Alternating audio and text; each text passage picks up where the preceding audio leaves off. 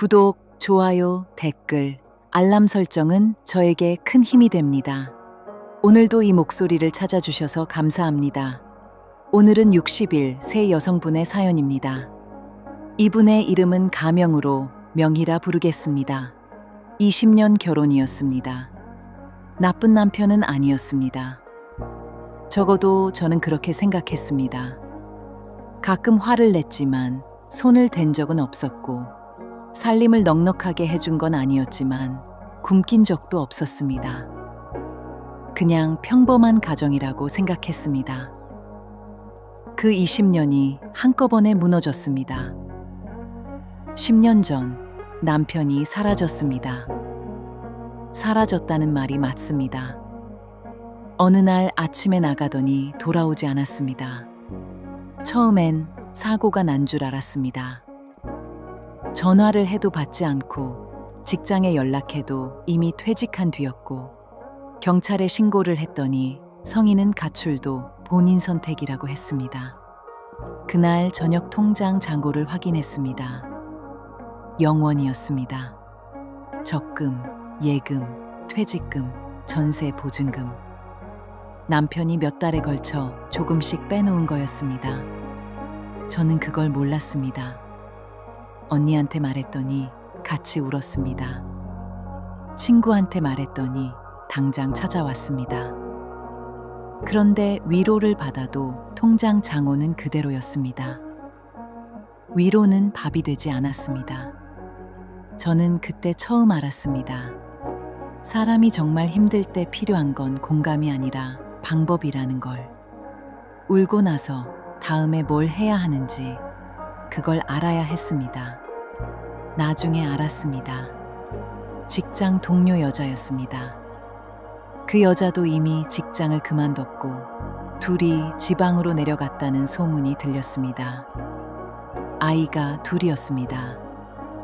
큰애가 고등학교 2학년, 작은애가 중학교 1학년이었습니다. 저는 그날 밤 아이들 앞에서 울지 않았습니다. 울면 안 된다고 생각했습니다. 방에 들어가서 이불을 뒤집어 쓰고 울었습니다. 소리가 새어나갈까봐 입을 막고 울었습니다. 다음 날 아침 밥을 차렸습니다. 아이들한테 아버지 이야기를 했습니다. 사실대로 말했습니다. 큰애가 아무 말도 하지 않았습니다. 밥을 다 먹고 학교 가방을 들고 나갔습니다. 작은애가 물었습니다. 아빠 다시 와요? 저는 잠깐 있다가 말했습니다. 모르겠어. 그게 제가 할 수 있는 가장 솔직한 대답이었습니다. 그 이후 1년은 어떻게 버텼는지 모릅니다. 살던 집은 전세 계약이 끊기면서 나가야 했습니다. 보증금은 남편이 이미 빼갔고 집주인과 합의를 하느라 몇 달이 걸렸습니다. 작은 반지하로 이사를 했습니다. 낮에는 마트 계산원으로 일했고 저녁에는 편의점 아르바이트를 했습니다. 몸이 버텨줬습니다. 신기하게도 그 시절엔 아프지 않았습니다. 아플 여유가 없었던 거겠지요. 아이들은 말이 없어졌습니다. 큰애는 아르바이트를 시작했고 작은애는 학교 끝나면 혼자 집에 왔습니다. 미안했습니다. 그 미안함이 저를 더 움직이게 했습니다. 마트 일이 익숙해질 무렵 퇴근길에 같이 일하는 60대 선배가 말했습니다. 명희 씨, 처음 왔을 때랑 얼굴이 많이 달라졌어요. 제가 물었습니다. 나빠졌어요? 선배가 웃었습니다. 아니요, 단단해졌어요. 그 말이 오래 남았습니다. 저는 단단해지고 싶어서 버틴 게 아니었습니다. 버티다 보니 단단해진 거였습니다. 3년쯤 지나서 형편이 조금 나아졌습니다. 마트에서 파트장이 됐고 편의점은 그만뒀습니다. 5년째 되던 해에 작은 빌라 월세로 이사를 했습니다. 반지하가 아닌 곳에서 처음으로 햇볕이 들어왔습니다. 큰애가 취직을 했습니다. 작은애가 대학에 들어갔습니다. 그 두 가지가 같은 해에 일어났습니다. 저는 그날 혼자 치킨을 시켜 먹었습니다. 축하할 사람이 없었지만 축하를 받아야 할 것 같았습니다. 혼자 맥주 한 캔을 마셨습니다. 맛있었습니다.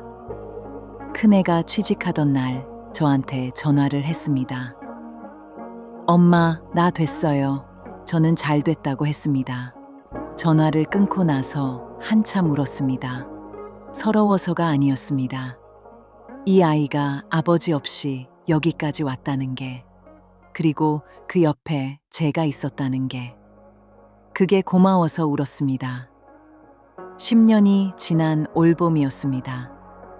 친정언니한테서 연락이 왔습니다. 명희야, 너 그 사람 소식 들었어? 들어보니 그 남자가 몇 년 전부터 노숙을 하고 있다는 거였습니다.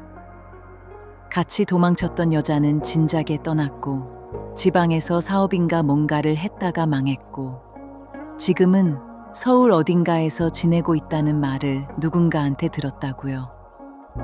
저는 전화를 끊고 한동안 있었습니다. 솔직히 말씀드리겠습니다. 통쾌하지 않았습니다. 시원하지도 않았습니다. 그렇다고 불쌍하지도 않았습니다. 그냥 멍했습니다. 그 소식을 들은 날 밤 잠이 잘 왔습니다. 이상하게도 10년 동안 그 사람 생각에 잠 못 이룬 밤이 없었던 건 아닙니다.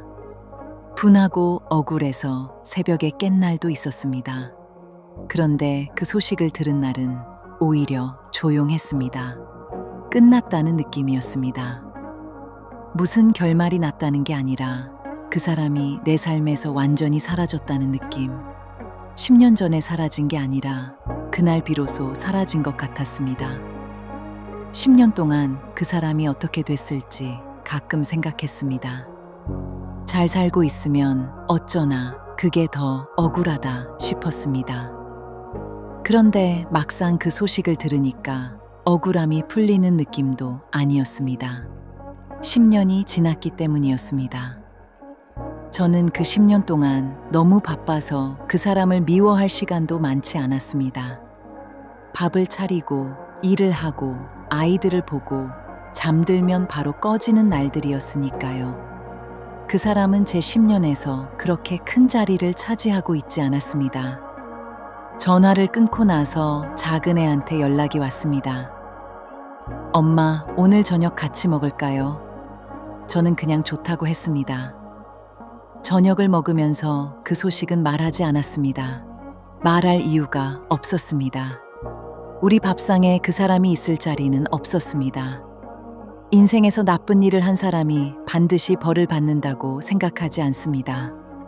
그냥 그렇게 될 수도 있고 아닐 수도 있습니다. 중요한 건 그게 아니었습니다. 내가 내 삶을 살아냈느냐? 저는 살아냈습니다. 저는 지금도 마트에서 일합니다. 파트장에서 팀장이 됐습니다. 작은 아파트를 월세에서 전세로 바꿨습니다. 아직 제 집은 아니지만 방향은 맞다고 생각합니다. 노후가 넉넉하지는 않겠지만 아이들한테 손 벌리지 않을 만큼은 모을 수 있을 것 같습니다. 그걸로 충분합니다.